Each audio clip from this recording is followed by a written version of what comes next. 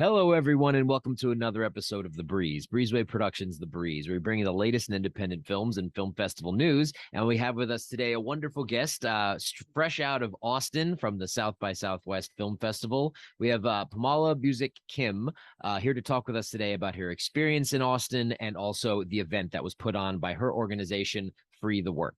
How are you? I'm good. How are you? Very good, very good. Happy Good. to have this conversation and have you on the show. So, tell me a little bit about the organization that you went to South by with, that you're the executive director of, Free the Work.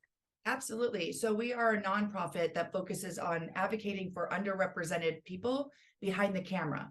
So underrepresented being depending on where your feet are, but in the US, we're looking at female identifying, non-binary, LGBTQI plus, military veterans, creators living with disabilities, and people of color.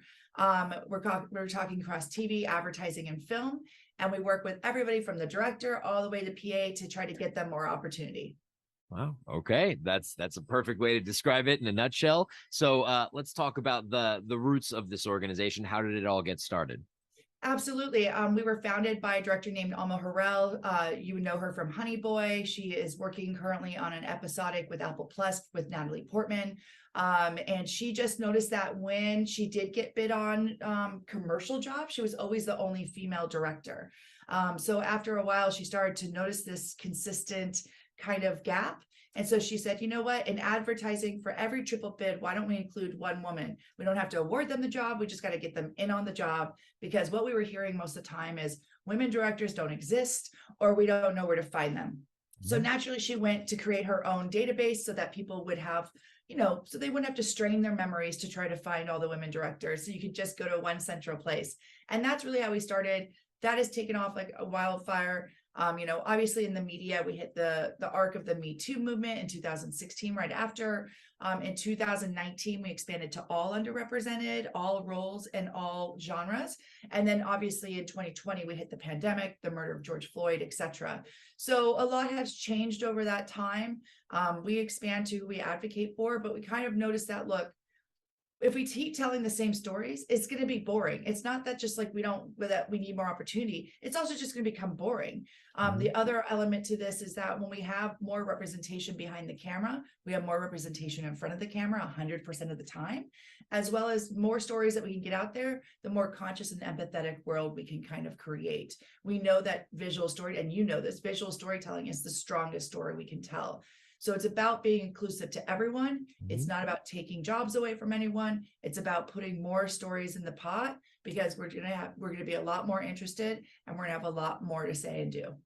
Interesting. Okay. I'm curious to dive a little bit further into individuals that want to be a part of this organization and then submit themselves, their resume, their work in order to this database so that they can be discovered or employed or brought onto Yeah. different projects or things like that. How does one get started into it? And then what is seen on the profile of each individual? Yeah, absolutely. So anyone can join. It's absolutely free to join. We are a nonprofit. You can sort of consider us like a free agent.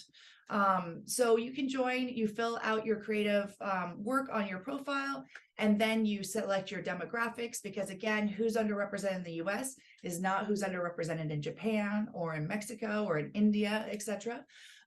So you can fill out your profile, fill out your demographics. Almost, I'd say 95% of our hires are searching with demographics. So they're trying to find folks from the various communities that I mentioned here in the States, at least. Mhm. And then we have about over 10,000 hires searching our site. We get about 4,500 profile views a week, which is pretty good. We have about 16,000 creators globally in 181 countries, Good which is numbers. great. Yeah, so you just get to fill it out. Again, it's free, so you can be on there. And also at the end of the day, being a creative person can be a really lonely venture, and it can be really solo, and it's hard to find your community. It's almost sort of like, to be a creative person, you need to make sure you have a book club. You almost need to make sure you have a creative club. You need to find ways to continue to be connected with it so that you're continuously motivated, because it can be very lonely in your own echo chamber, which Mhm. is a lot of what the South by Southwest event that we threw.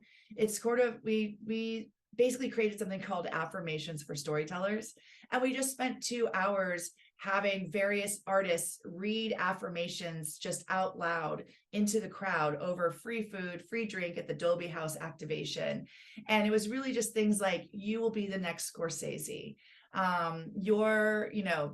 Your work is such a fine art. It's like a chef, but not the Gordon Ramsay type, just like kind of fun and simple manifestations, and just kind of like allow people to kind of network and get to know each other. Nice. Wow. Those are some strong words. Yeah. If I were to be like Marty Scorsese, I would literally fall out of my chair as one of the Yeah, greatest he's filmmakers. brilliant. Yeah, so it's definitely invigorating. It rejuvenates you, gives you that energy, that motivation in order to keep being creative and keep delivering.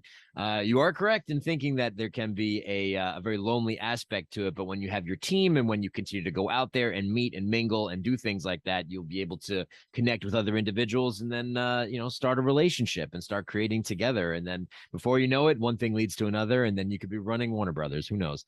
Who knows? I mean, I love this. I love this manifestation. you got to hope for the best and then continue to work at it. So, I mean, you're talking to an independent journalist who started Breezeway, 10 years ago as a kid with a camera at a film school. And then it could lead to a lot of different things the more you put yourself out there and you show up. And you showed up to South by. I've heard from one of my colleagues that went down there was over 300,000 people. So that's quite a turnout. I wanted to hear your reflection about how the festival was this year. In your words, how would you describe South by? I think it's a little hard. This was my 14th year going. Wow. So I've been going for a while. I've mainly been going for the brand tech kind of sector of it. I always mix in film as well, which is great because they start at the same time. And there's a lot of crisscross. Like there was a Yellow Jackets activation there. So there's all these different great things. I will say, as much as there was 300,000 people there this year, it did not feel overwhelming like it has been in other years. And maybe that's because I finally have figured it out. I finally figured out the schedule or the cadence of it. So I think your best bet is doing a little bit of everything, because you're never going to get to do all the things on your list. It's just impossible. So I think that it's so great that there are so many different things for so many different types of people, like depending on what you're interested in, dependent to what type of person you are. Are you an extrovert? Are you an introvert? You might enjoy some of these other things more than the other. Or are you just hardcore there for film? Or are you trying to see what the next Twitter is being launched, Yeah, absolutely. I remember it very, very vividly that one year I went there. Spotify had a house. Every Yeah. band and upcoming person that wanted to, show up and show out went there. I know this year I got Killer Mike put on a show, Lil Yachty. I mean, I know of these people, but I mean, I don't know. I wouldn't listen to them. Killer Mike, I knew, but then I was like, oh, I kind of listened to like Eminem and maybe Lil Wayne, but like a lot of the new artists I'm still discovering and learning. And I remember vividly going to shows and finding bands from all over the world that came in from Uruguay, Peru, or Chile, and that they just brought the house down. And then another my colleague was talking about how Rainy Street has changed so much, and all these Oh my new people are gosh. coming in, and it's just absolutely getting bigger and bigger and bigger. But when you really boil down to it, if you can meet one person at one party and have a genuine connection and grow with that, then that could lead to a million different things. So you don't have to be everywhere all at once. You can No. honestly just be in one place, find one amazing individual and grow with them. So I think that's some really cool words, and I like the affirmation event idea that you put on. I'm sure that there are a lot of people really took a lot of great things from that. So in closing, free the work. You can definitely check it out. Where can people go to find out more about it? Absolutely. So you can go to freethework.org. You can go to Free the Work on Instagram or on LinkedIn, all those different ways. We're there. You can find us. Our Instagram's great. It's fun. But other than that, if you want to come sign up, if you're a creative person, just come sign up at freethework.org.